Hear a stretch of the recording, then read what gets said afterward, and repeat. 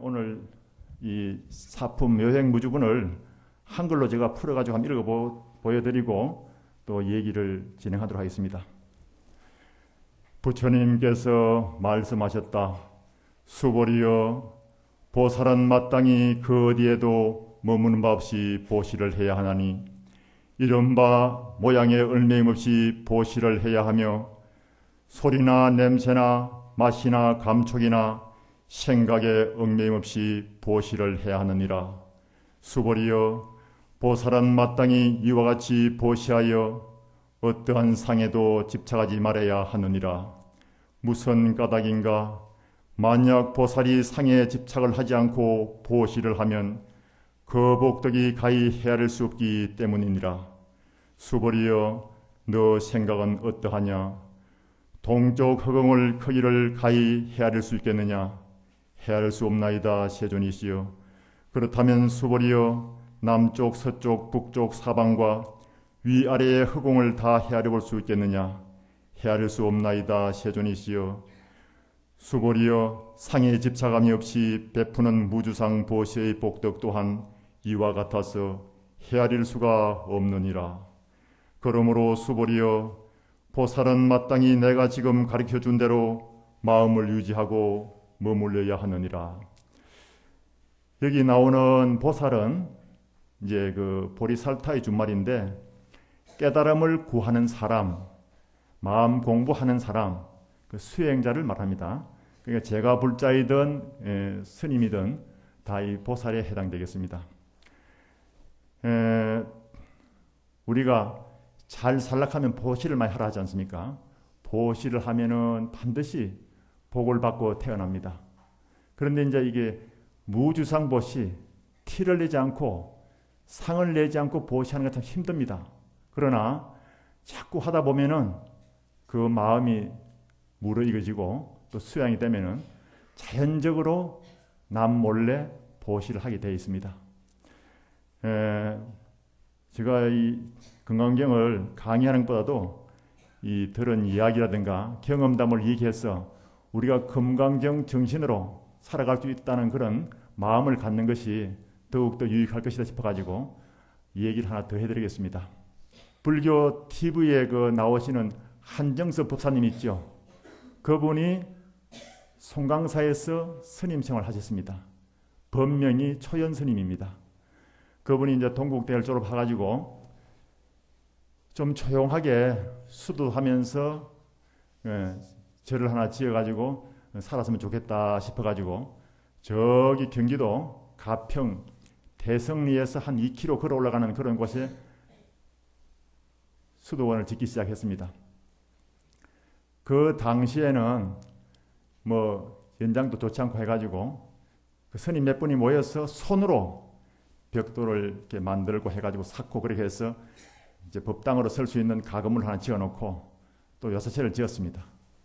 그리고 보니까 그 다니는 길에 나무가 하나 탁 걸려 있어가지고 그 나무를 뽑으려고 스님들이 이제 한 4분하고 고양주 보살님까지 합해가지고 한 5분이 나무를 잡아 당기기 시작했습니다. 줄을 묶어가지고. 영차고 잡아 당기는데 나무가 그렇게 안 뽑히던 것이 뽑히는 것은 순간적으로 팍 뽑히거든요. 그냥 나무가 쑥 뽑히니까 잡아 당기던 스님과 그 보살님들이 엉덩방아를 찍고 뒤로 펄렁펄렁 남아 떨어졌습니다. 그래가지고 이제 아이고 엉덩이야 하고 일났는데 누가 숲에서 깔깔깔 웃는 소리가 들렸습니다. 그래 누가 이렇게 보고 구경을 했는가 싶어가지고 누구시오? 그러니까 지나가는 사람이요 하고 나오는데 보니까 한 50대 아저씨 한 분 하고 한 40대 후반쯤 돼 보이는 아줌마가 나왔는데 부부 등산객이었습니다. 그래 어떻게 여기 이렇게 지나가다가 이렇게 만났냐 했더니 아까부터 스님들이 용을 쓰면서 나무 뽑는 걸 구경하고 있었는데 마지막 뽑는 순간에 엉덩방아를 찍고 넘어지는 것이 하도 웃어가지고 웃었다고. 그러냐고. 그래 뭐 이런저런 얘기하다가 이제 물도 한 그릇 얻어먹고 점심때가 돼가지고 이왕이면 우리가 식은 밥에 그 풋고추 된장이 쪄가지고 밥이나 한 그릇 하시고 가라고. 그러니 같이 이제 공양을 했답니다. 그러니 그 남자분이 이렇게 둘러보시더니 절을 짓는 거냐고. 그렇다 그러니까 그 절에 어찌 부처님도 없냐고. 여기 뭐 불공하러 올 사람도 없고 그래서 아직 급한 것도 아니고 해서 우선 집만 지어놓고 나중에 차차로 모실 거라고 그런 얘기를 하니까 밥 한 그릇 얻어먹은 사람이 말이지 부처님을 제가 모시면 안 되겠습니까? 그래요. 그래서 스님들도 그것도 인연이 같다 싶어가지고 그렇게 하시라고 그러고 헤어졌습니다. 이제. 그런데 그 다음날 그 내외관이 또 올라왔습니다. 그런데 등에다가 불상을 얻고 올라왔습니다. 어디 가서 불상을 이렇게 구해왔냐 했기네. 종로 상가에 가서 불구점에 가서 불상을 사왔다는 겁니다. 불상을 조각을 하면 불모 아주 조각가 전문가를 이렇게 탁 불상을 따듬어 가지고 거기다 또 이렇게 명주를 발라가지고 그 개금 어치를 해서 개금을 하고 이렇게 모시잖아요. 그런데 이분은 이제 그런 걸 모르니까 그냥 종로 불구점에 가니까 불상이 많이 있길래 그 중에 제일 근사한 분을 하나 사가지고 그게 속이 텅 빈 플라스틱이거든요. 그럼 얻고 올라온 거예요, 그냥. 스님이 또 뭐 말도 못하고 그 빈 법당에 턱 모시놓으니까 그래도 그럴듯 하거든요. 그래서 이제 촛불도 켜고 아마 다개물도 올리고 같이 막 절도 하고 이래가지고 이제 참 뭐 없으니 허전하더니만 모시놓으니까 아주 헌하고 좋습니다. 그래서 덕담을 해서 이제 내려보냈습니다. 그런데 그 다음에 또 올라왔었어요. 오늘 또 어떻게 왔느냐 그러니까 가서 집에 가서 잠을 자는데 여기 대성리에 우리가 모신 그 부처님 여기 미간 백호상에서 하얀 광명이 나와가지고 저희 집에 확 비추길래 저희들 놀래가지고 깨가지고 아이고 우리 부처님한테 우리한테 빚을 빚었으니까 가서 인사드리자 해서 왔다던가. 그러냐고. 아마 좋은 일을 했으니까 좋은 일이 있을 모양입니다. 그렇게 가서 내려보냈습니다. 한 보름쯤 지났는데 뭐 과일하고 뭐 떡을 해서 올라왔었어요. 어떻게 또 왔느냐 하니까 엊그제 아차산에 등산을 갔다가 내려오는 길에 그 옛날에 그 한강 이제 상류 쪽에 워크힐 여관이 있었는데 지금 그 워크힐 호텔 쪽입니다. 옛날에는 그 워크힐 여관이었습니다. 여관 후문에 이제 음식점이 있어가지고 거기 가서 간단하게 욕이라도 하고 가자 하고 들려가지고 음식을 먹는데 그 주인이 하는 말씀이 아주 태산 같은 걱정을 하더랍니다. 한 열흘 후에 이제 캐나다에 아들, 딸이 가 있는데 그 아들, 딸네 집에 가야 되는데 이 여관을 맡길 데가 없다는 거예요. 그래서 친척도 없느냐 하니까 친척도 없다는 거예요.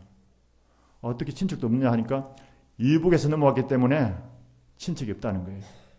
그리고 이북 어디서 왔습니까? 물으니까 피양에서 왔다는 거예요. 그래요? 나도 피양에서 왔는데 그래 같은 이제 고향 사람끼리 만났다고 아주 거기서 마음이 서로 열려가지고 정이 들었습니다. 그러면서 하는 말이 그러면은 우리 여관을 좀 맡아서 좀 관리를 해달라고. 그럴 수도 있다고. 그러니까 이제 그 여관집 주인이 하시는 말씀이 아이고 가서 또 어째 오겠냐고. 우리 여관을 싸게 팔 테니까 그냥 큰 마음 잡수고 여관을 사버리라 하더랍니다. 그러면서 하시는 말씀이 그래도 여관이 한 달에 200~300만 원 나옵니다 하더래요. 그때의 버스비가 5원 할 때입니다. 그러니까 200~300만 원 나오면 대단한 거잖아요.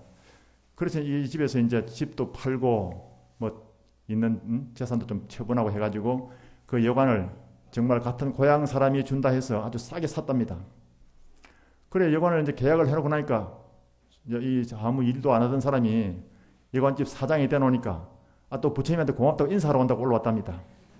그래서 뭐 불공하러 왔다 하길래 떡도 넣고 뭐 과일도 넣고 해가지고 또 이제 스님들이 이제 일하다가 말고 돌아가지고 뭐 그냥 천승도 치고 그래가지고 축원도 해주고 보냈답니다. 그런데 그 여관이 터가 좋아서 그런지 박정희 대통령 시대 때 외국인들이 가서 놀 수 있는 그런 시설을 만들어야 되는데 외국인들이 쉴 수 있는 그런 위락 시설이 없어가지고 미군들이 휴가를 얻으면 일본으로 간답니다. 그래서 우리나라에도 외국인들 수준에 맞는 좋은 시설과 그런 또 운영을 하자 해서 워커힐 여관을 선정을 해가지고 정부에서 호텔을 지으라 하더랍니다. 그렇죠. 호텔을 지고 또 정부의 도움을 받아가지고 졸지에 이 여관 주인이 호텔 사장님이 된 거예요. 이분이 아무 생각 없이 절에 부처님이 안 계시니까 아주 순수한 마음으로 불교 용품점에 가가지고 아주 사구려 부처님일지라도 그 중에 제일 근사한 부처님을 얻고 올라온 겁니다. 거기에서 복을 받은 겁니다. 보시란 것은 이리저리 재지 말고 마음을 내키면 그냥 그대로 베풀고 보시하는 것이, 그것이 정말 무심으로 행하는 무주상 보시가 아니겠습니까? 여기 절이 시원찮으니까 내가 시주할 것이 아니다. 혹은 여기 뭐 내가 인연도 있는 것도 아닌데 이리 재면은 그거 못하는 겁니다. 마음이 내키면 그냥 그대로 보시를 했기 때문에 그 순수한 마음에서 복을 받았던 것입니다. 오늘 이런 얘기하는 것은 우리가 상에 집착하지 않고 보시하면은 그 복덕이 무량하다고 금강경에서 가르치고 있지 않습니까? 진정한 보시는 우리 마음을 비우는 것입니다. 금강경에서 말하는 그 보시는 우리 마음을 비워버리는 것. 그래서 내 마음속에 있는 내라는 고집이라든가 내 것이라는 생각, 또 탐진시 삼독 이런 것을 다 우주법계에 비워버리고 내 마음 본래 청정한 마음으로 돌아간다는 것, 그것이 바로 참된 보시입니다. 보시는 삼륜체공이라 해가지고 세 가지가 청정해야 됩니다. 보시를 베푸는 사람도 청정해야 되고, 또 보시 받는 사람도 청정해야 되고, 또 베푸는 일도 청정해야 됩니다. 이 세 가지가 청정해야 그야말로 참으로 상의 없이 비워져 가지고 참된 보시가 된다 그럽니다. 부처님 정신은 바로 이 삼륜체공, 이 삼륜체공의 보시를 가리키는 것입니다. 인생에서 제일 어려운 것이 무엇이겠습니까? 놓아버리는 겁니다. 진정으로 놓아버리고 비우는 것이 참된 보시인데 우리는 그렇게 못합니다. 그런데 부처님께서는 고구정령이 비우고 말키고 놓아버리라고 일러주고 계십니다. 참된 보성 마음자리는 본래 공하고 비워진 마음이고 청정한 마음자리입니다. 그렇게 청정한 마음에 들어가야만 우리가 깨달음을 얻을 수 있고 또 해탈세계의 주인공이 될 수 있는 것입니다. 여러 불자님들은 내가 부모라는 그런 상에 또 집착해 있고, 또 남편이라는 상에 집착해 있고, 어머니라는 상에 집착이 있어가지고 우리는 주위 사람들한테 마음 놓고 함부로 말을 합니다. 그래서 때로는 상대방에게 마음의 상처를 주기도 합니다. 내가 무엇을 했는데 어떻게 그럴 수가 있느냐, 이런 식으로 이제 따지고 들면서 상대방을 상처를 주는 것입니다. 부처님 말씀은 주어진 임무에 최선을 다하고 나머지는 다 잊어버리라 그랬습니다. 거울과 같이 거울에 물건이 비치면은 물건이 그대로 비치지만은 물건을 옆으로 치우면은 역시 처음처럼 빈 거울입니다. 우리 수행자들도 마음이 그렇게 빈 거울처럼 항상 마음이 어디에 집착하지 않고 그렇게 정진하고 수행해야 된다고 하셨습니다. 그 금강경에 보면은 수보리 존자가 부처님께 질문을 합니다. 부처님이시여, 마음 공부하는 사람들이 깨달음을 얻기 위해서 보리심을 낸 다음에는 어떻게 살아야 하고 어떻게 그 마음을 다스려야 합니까? 이 질문의 답이 금강경 전체의 내용이 되는 것입니다. 간단 명료하게 부처님의 대답을 요약한다면은 보리심을 낸 다음에는 수행하겠다는 초발심, 그 마음을 지키고 그 마음을 잘 실천하라는 것입니다. 이 초발심은 참된 마음이고 또 밝은 신심이고 또 성불하고자 원을 세운 그런 원력이 담긴 마음입니다. 그 초발심으로 처음부터 끝까지 정진하면은 언젠가 깨달음이 오는 것입니다. 수행자나 우리 제가불자들이 가장 잘 쓰는 방법은 원력을 세워야 됩니다. 그리고 노력을 해야 됩니다.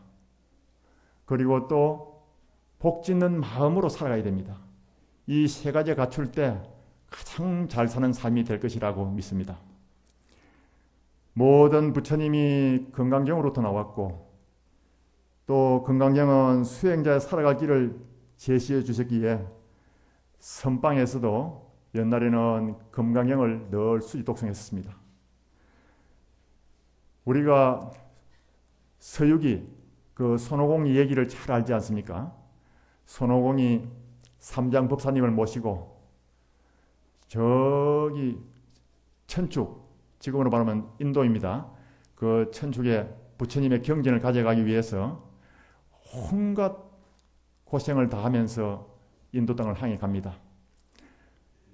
어렵고 어려울 때마다 손오공하고 저팔계하고 사오정이 그 어려움을 물리치면서 현장 삼장법사를 모시고 저기 이제 천축 땅 인도까지 가가지고 부처님 회상에 도달합니다. 그 이야기는 바로 구도하는 얘기와 같은 겁니다. 구도하는 과정을 그린 겁니다.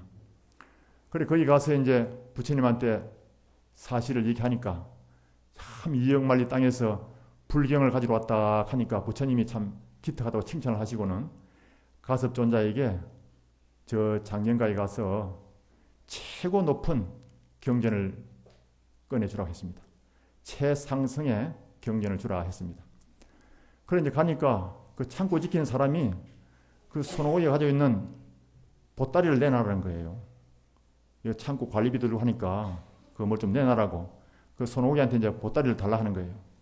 그래서 삼장법사님이 이제 그 보따리를 주라고 그 창고 지기도 관리하려고 하면 그 경비가 들 것 같으니까 주라 해서 이제 주는데 손오공이는 잔뜩 기분이 틀어집니다. 그래가지고 거기서 최상승의 경전한 걸 받아 나왔는데 저 일주문 앞까지 나와가지고 이 손오공에도 의심이 많거든요.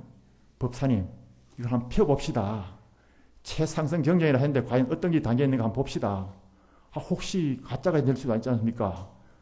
어시 말로 짝퉁이 나오면 어떻게 합니까? 하고 이제 펴봤습니다. 펴보니까 빈 백지예요.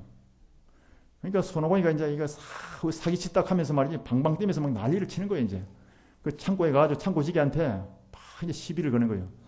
어떻게 경전이 말이지 하나도 글자도 없는 거이 엉터리를 주느냐고. 그래 얼마나 야단을 치는지 그 소리가 부처님한테까지 들렸습니다. 부처님께서 어째서 저렇게 소란스러우냐. 가섭존자가 대답하기를 아까 부처님께서 최상승의 경전을 주라 해서 주었더니 그 사람들이 다시 와가지고 저렇게 소란을 피웁니다. 그리고 부처님께서 저 사람들이 그 경의 내용을 잘 이해하지 못하는 모양이다. 그리고는 그러면 그 아래 단계에 있는 경전을 내주라 했습니다. 그래서 그 아래 경전이 뭐냐면은 팔만대장경입니다. 그래 그 경을 가지고 와서 이제 불사를 했다 이런 얘기가 나옵니다. 여러분 그 백지의 경전이 과연 무엇이겠습니까? 우리의 참된 본성은 본래 비었다는 공도리를 일러주는 것입니다. 우리가 아상, 인상, 중생상, 수자상을 없애고 본래 청정한 참된 본성으로 돌아가는 가르침을 담아놨는데 그때의 그 일행들이 그걸 이해하지 못했던 것입니다. 아상이 끊어지고 비워진 자리에 들어가야만 부처님과 같은 성인의 반열에 오를 수 있다 했거든요. 그런데 그 깊은 본래 공안 이치를 깨닫지를 못했으니까 다른 경을 가져가게 됐던 것입니다. 우리 수행하는 여러 불자님들이 일념 일념으로 수행하다 보면은 그 마음자리가 비워져서 탐진지 삼독도 끊어진 청정심으로 돌아가는 것입니다. 그 청정심을 성취하기 위해서 선원에서는 화두를 챙기고 참선을 하는 것입니다. 중국에서 어떻게 하면 이 청정심을 성취하고 본래 공안 이치를 깨달을 수 있을까 하고 아주 도인 스님들이 연구해낸 것이 화두입니다. 화두는 스승이 제자를 깨달음으로 인도하기 위해서 부여하는 하나의 과제로서 오직 알 수 없는 의심 하나를 던져주는 것입니다. 그러면 그 의심을 계속 참고하면서 아주 깊은 신심으로 의정을 몰고 들어가다 보면은 호련히 본래 청정한 마음자리에 개합이 돼가지고 깨달음을 성취할 수 있는 것입니다. 우리가 정진하면서도 상에 집착하면은 공부를 이룰 수 없다고 했습니다. 집에서 건강경을 독송한다든가 혹은 참선하는 분들이 내가 참선하고 경을 독송한다고 그게 조금 암만심을 가진다든가 상에 빠져가지고 자칫 잘못하면은 본래 참 마음을 깨닫지 못하는 수가 있습니다. 옛날 중국 선종에 우두 선종이라는 선종이 있었습니다. 거기에 무착 문희 스님이라는 스님이 한 17년 동안 일구월심으로 용맹정진을 해도 깨닫지를 못했습니다. 그래서 저 남쪽 항주에서 저 북쪽 오대산까지 삼보일배를 하면서 오대산에 가서 문수보살을 청진해야겠다 생각하고 삼보일배로서 오대산을 향해 갔습니다. 그 간절한 기원과 원력이 담겨 있기에 그렇게 고생을 하면서도 드디어 이제 오대산에 도착했습니다. 오대산에 깊이 들어가면서도 계속 삼보일배를 하니까 마침 어떤 노인이 소를 타고 나오는 걸 만났습니다. 그리고 너무 고생스럽게 절을 하는 걸 보고 점심은 먹었는가 그러는 거예요. 먹지 못했습니다. 그러니까 영 생짜배기로군. 따라오면 내가 차를 한 잔 주지 하더랍니다. 그래 이제 그 노인을 따라갔답니다. 가니까 어디 가니까 참으로 아주 고상한 집이 나타나는데 거기 가서 시자를 부르더니 차를 한 잔 가져오라 했습니다. 그리고 차를 이제 탁 먹는데 잔도 좋을 뿐더러 그 차의 향기가 너무 좋아가지고 한 모금을 하고 나니까 피로가 다 풀리는 걸 느꼈습니다. 그래서 거기서 이제 그 차향과 또 노인의 그 편안한 모습 이런 분위기가 너무 좋아가지고 아이고 오늘은 여기서 하루 쉬어가면 좋겠다 싶었습니다. 그래서 오늘 여기서 하루 쉬어갈 수 없겠습니까? 그러니까 그 노인이 하시는 말씀이 상이 있는 사람은 여기서 잘 수 없느니라 그랬습니다. 저는 출가 수행자이기 때문에 상이 없습니다 그랬습니다. 그 노인이 웃으면서 그래 스님은 출가한 지 얼마나 됐습니까? 그랬습니다. 예, 17년이 됐습니다. 개는 잘 지키고 있는가? 예, 저는 출가 이래로 개를 청정하게 잘 지키고 있습니다. 그때 노인은 웃으면서 그게 상이 아니고 무엇인가? 상이 있는 사람 여기 살 수가 없네. 그러더니 단호하게 시자야 이 스님을 저 대문까지 배웅해드리라 그랬습니다. 거기서 그냥 쫓겨나가지고 이 스님이 아주 많이 마음속에 참 그 돌아보는 그런 계기가 됐습니다. 그래서 돌아와가지고는 아주 열심히 더욱더 자기 마음을 재점검하면서 정말 아상을 없애고 깊은 수행정인으로 참된 본성을 깨닫고서 확철되어 했다는 그런 기록이 있습니다. 여러 불자님들도 건강경은 모든 상을 버리고 암안심을 버려야 된다는데 경을 읽고 수행을 좀 했다 해가지고 아이고 내가 건강경을 10년 동안 한 번도 안 빼지고 읽었는데 이런 마음이 있으면 이게 상이 되는 거예요. 이 상이 있으면 절대로 보살이라고 할 수 없다 했습니다. 보살은 깨달음을 구하는 사람을 말합니다. 여러분들도 마음 공부를 하고 깨달음을 얻기 위해서는 이런 상을 정말 톡 털어버리고 비워버려야 됩니다.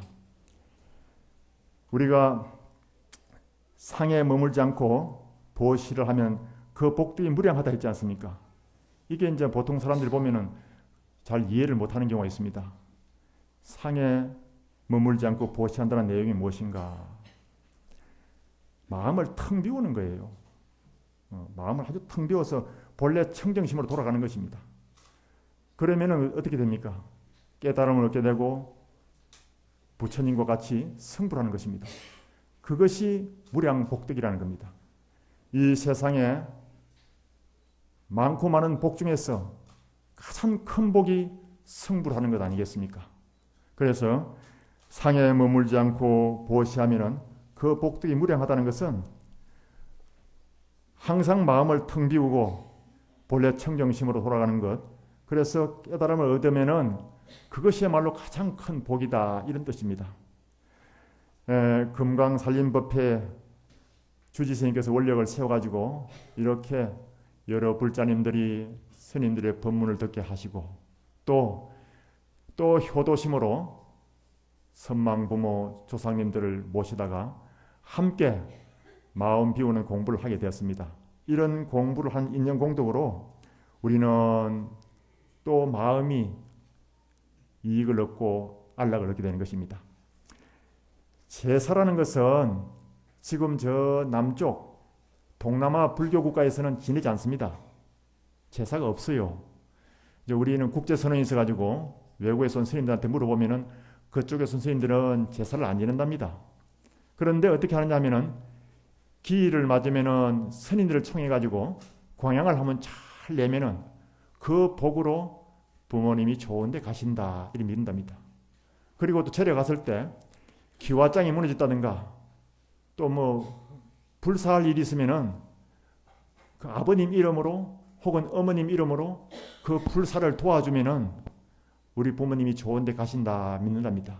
그래서 스스로 그 자손들이 돌아가신 영가 이름으로 복을 지어주는 것입니다. 그렇기 때문에 제사를 굳이 지내지 않아도 그 선망 부모 조상님들은 다 극락왕생하시게 된다고 믿습니다. 그 티베트에 가면은 49제만 있답니다. 그리고 이제 중국, 한국, 일본 이쪽에 오면서 7제를 다 지내고 49제를 지내는 것입니다. 이것은 복을 지어주기 위한 하나의 의식인 것입니다.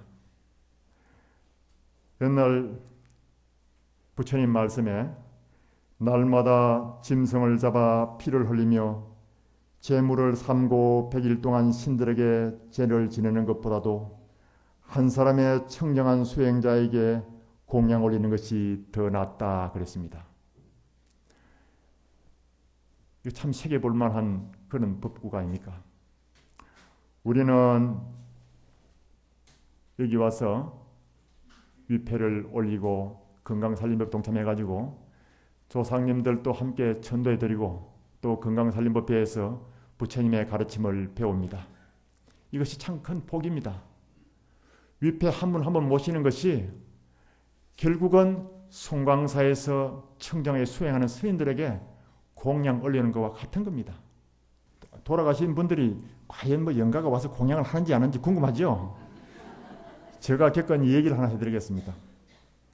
지리산에서 제가 칠불사에서 한 10년을 눌려 살았는데 그 선방에서 이제 해제하면 스님들 다 떠나는데도 저는 혼자 남아가지고 그 고저녁한 분위기가 좋아가지고 정진을 하고 지냈습니다. 그런데 어느 날 하루는 그 법당에 있는 보살님이 뛰어 올라왔습니다. 원래 선방은 그 제가분들이 출입이 금지되어 있는데 그 법당 보살님이 뛰어 올라와가지고 스님 급합니다. 좀 나와보세요. 그래요. 그래서 나 왜 그러냐 나와보니까 아이고 밑에 내려가서 좀 상담을 좀 해달라는 겁니다. 주의심도 안 계시고 아무도 없다고 이제 개받은 스님이 한 분 있는데 스님이 내려가셔가지고 좀 상담을 좀 해달라는 거예요. 그래서 선방이 한 100m 떨어졌는데 내려오면서 얘기를 들어보니까 그 법당보살님 친척 되시는 분 중에서 진주에서 초등학교 교장 선생님 한 분이 계시는데 그 가족들이 다 왔다는 거예요. 그래 가서 이제 법당에 가서 자리를 잡고 그분들하고 이제 만나서 얘기를 들어보았습니다. 그 교장 선생님이 하시는 말씀이 오늘 아침에 자고 일어나가지고 그 딸아이가 이제 경상대학교 4학년 심리학과에 다니는데 그 딸아이가 꿈에 할아버지를 봤다 하더랍니다. 그래 뭐 돌아가신 할아버지를 볼 수도 있겠지 하고 이제 그러냐고 했는데 아이 갑자기 밥 먹다가 딸아이가 갑자기 막 아버지 그 신용을 내면서 야단을 치더랍니다. 그래서 놀래가지고 오늘은 학교도 가지 말고 저 산소에 가서 참배하고 절을 3군데 가자 하더랍니다. 그래서 산소에 가서 이제 참배하고 삼점부 운흥사하고 하동 상제사하고 그래 거쳐서 마지막 칠불사까지 왔다는 거예요. 그래서 그 스님 그 딸아이가 아버지 소리를 내는데 그걸 어떻게 받아들여야 됩니까? 이렇게 묻는 거예요. 그래 딸아이가 지금 어디 있습니까? 그러니까 밖에 있다는 거예요. 그럼 여기 들어오보라 하십시오. 그래 저쪽 법당문으로 들어오는데 탁 보니까 그 우리가 보면 그 마루 밑에 고양이가 보이잖아요. 그럼 눈이 빨갛죠. 눈이 번쩍하지 않습니까? 그처럼 그 딸아이 눈에서 광채가 번쩍 나더라고요. 아이고야, 이거 보통 일이 아니구나 싶었습니다. 그리고 와서 이제 왔는데 이 여대생은 불교 학생의 또 출신이라서 아주 공손하게 또 저를 삼배하면서 아이고 스님 공부하는데 시간을 빼서 죄송합니다. 또 이렇게 예의를 갖추더라고요. 그래서 이제 어떻게 해야 되느냐 생각을 하고는 꿈에 할아비를 만났다면서 그래요. 예, 지금도 할아버지를 만날 수 있는가 했더니 만날 수 있다는 거예요. 그러면 할아버지한테 왜 니한테 오셨는가 한번 물어봐라 그랬습니다. 그랬더니 이 딸아이가 편안하게 정절하고 앉아가지고 목에 힘을 쫙 빼고는 이렇게 목을 세 바퀴 돌립니다. 이렇게. 그게 이제 몸을 완전히 이완시키는 거예요. 세 바퀴 돌리고 난 뒤에 기침을 하는데 그 아이 목소리가 아닌 거예요. 노인의 목소리가 나오는데 자기 아버지를 향해서 이름을 부르면서 막 야단을 치는 거예요. 너 이놈! 산소에 벌초도 안 하고 제사도 안 지내고 이 나쁜 놈! 그래서 이제 제가 그 교황선생님한테 산소에 벌초도 안 하고 제사도 안 모셨습니까? 물어봤습니다. 아이 스님 참 말씀드리기 죄송하지만은 우리 집 사람이 교회에 다니는 바람에 처음에 한 3년은 지내다가 그 저희 형제가 둘이 있습니다. 동생은 이제 삼천포에서 약국을 하는데 그 동생은 뭐 절에 다니고 하기 때문에 어머님 제사를 모시고 아버지는 형님이 모시고 아주 사이좋게 나눠서 지냈답니다. 그런데 이제 교장 사모님이 교회를 다니다 보니까 그 불편한 거예요. 그래서 이제 자꾸 이제 그 교장 선생님한테 아 여보 나 교회 다니니까 제사 지내기 싫으니까 그 동생한테 그 제사비 좀 붙여주고 같이 좀 지내라 하라고. 그래서 자꾸 그래서 하니까 이제 그 동생한테 전화를 했답니다. 여보게 동생 자네 알다시피 자네 형수가 교회에 다니는 바람에 제사 모시기가 참 힘드는 모양이야. 그러니 우리 제사비 좀 붙여줄 테니까 그 제사를 같이 좀 모시면 어떻겠는가. 형님 그렇게 하시죠. 그 동생은 이제 절에 다니기 때문에 마음이 좋아가지고 뭐 그렇게 또 형님 말씀을 들었답니다. 그래서 이제 제사 때 되면은 10만 원을 딱 붙여주는 거예요, 그냥. 명절 때도 붙여주면 이제 동생이 제사를 모셨답니다. 그래 가만히 생각해 보니까 이 문제가 말이지 그 교회 다니는 사모님한테 있는 거예요. 그래서 제가 그랬습니다. 아유 사모님 이렇게 된 그 사고 일어난 이유가 사모님한테 있습니다. 지금 여기 아버님이 오신 게 틀림없으니까 잘못했다고 용서를 비십시오. 그랬더니 이 사모님 말이지 그 딸아이가 정신이 이렇게 왔다 갔다 하는데 자기 탓이라니까 얼마나 마음이 쫄았겠습니까. 얼굴이 노래지더니 일러가지고 아이고 아버님 잘못했습니다 하고 딸한테 삼배를 하는 거예요. 그냥 아이고 아버님 제사도 잘 지내고 성모도 잘하겠습니다. 그래 제사를 잘 지내겠다 하고 이제 성묘도 잘하겠다 하고 아주 용서를 빌고 마지막으로 할아버지께서 손녀한테 자꾸 오시면은 손녀가 자꾸 정신이 혼란스러워 가지고 앞으로 시집가는데도 문제가 많고 학업에도 지장이 많다고 그러니까 앞으로는 영계에 가서 편안히 계시고 제사 때만 오시고 그리고 절대 손녀한테 오지 마십시오 그랬습니다. 그랬더니 그 할아버지가 손녀를 통해 하는 말이 제사만 지내고 성묘만 한다면은 내가 왜 오겠느냐고 합의가 야단을 치시더라고요. 그래서 그 어머니가 또 다시 일나가지고 막 절을 하면서 잘 받들어 모시겠다고 하고 그렇게 이제 헤어졌습니다. 헤어지는데 그 법당보살이 저 이제 화개장터가 이제 따라 내려갔는데 그 다시 또 이상 있으면 오라 했거든요. 그런데 내려갈 때는 아주 마음이 편해가지고 그 딸아이가 아주 기분이 좋아져 콧노래도 부르며 갔답니다. 그리고 난 뒤로 그 뒤에 다시는 오지 않았습니다. 잘 됐겠죠. 그 이와 같이 우리가 영계에는 우리가 한 생각으로 부르면은 바로 연결되어지고 우리의 일념 일념이 우주법계에 바로 파장을 일으켜가지고 그 파동이 전달되는 것입니다. 우리가 여기 천도제를 형식적으로 모실 게 아니고 정성으로 모시면은 반드시 오셔가지고 공양을 받습니다. 구례에 어떤 택시기사가 칠부사 와서 그 백중날 이제 위패를 모셨습니다. 그리고 이제 집에 갔는데 그 다음 아침에 그 부인이 일어나가지고 어머니 꿈을 꾸는데 어머니가 야야 미안하고로 뭐 그래 많이 체리난 녹하더라는 거예요. 그래 이제 그 얘기도 안 했는데 그래서 이제 어제 얘기를 했답니다. 칠부사 갔더니만 백중날 천도를 한다고 여러 위패를 모셔놨는데 그때는 이제 연가 한 분에 5,000원씩이요. 그리고 5,000원을 내고 어머니 이름 올려드렸다고. 그 어머님이 그거 오셔가지고 공양을 받는 모양이다고. 그러니까 집에 제사 지내는 거 하고 절에서 제사 지내는 건 이 음식이 다르지 않습니까? 많이 많잖아요. 게임세 가지고 수북하게 사놓거든. 그러니까 그 어머니가 보시고는 너무 고마워가지고 며느리 꿈에 나타나신 겁니다. 그래서 그 며느리가 하도 신기해가지고 평소에 또 시어머니하고 사이가 좋아가지고 아이고 여보 오늘 일 나가기 전에 나를 칠부사까지 한번 태워주시오. 나도 가서 그 영단을 한번 보고 오고 싶다고. 그래서 아침 일찍이 택시를 몰고 그 부부가 온 것을 본 적이 있습니다. 여러분들이 모시고 일념으로 그렇게 천도제를 지내는 마음을 가지면은 반드시 영가는 오셔가지고 법공양을 바꿔서 그 고마운 마음으로 여러분들에게 감사하는 마음을 가질 것입니다. 여러분 합장 한번 하십시오. 제가 부처님이 가르쳐주신 아주 개송을 요약해서 하나 들려드리겠습니다. 소리에 놀라지 않는 사자와 같이 그물에 걸리지 않는 바람과 같이 진흙에 물들지 않는 연꽃과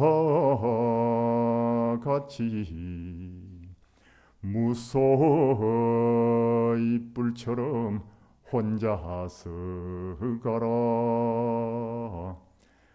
소리에 놀라지 않는 사자와 같이 그물에 걸리지 않는 바람과 같이 진흙에 물들지 않는 연꽃과 같이 무소의 뿔처럼 혼자서 가라.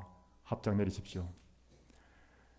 이 세상에는 칭찬하는 소리하고 비난하는 소리 두 가지가 있습니다. 나를 비워버리면은 그 어떠한 칭찬과 비난에도 초인할 수 있습니다.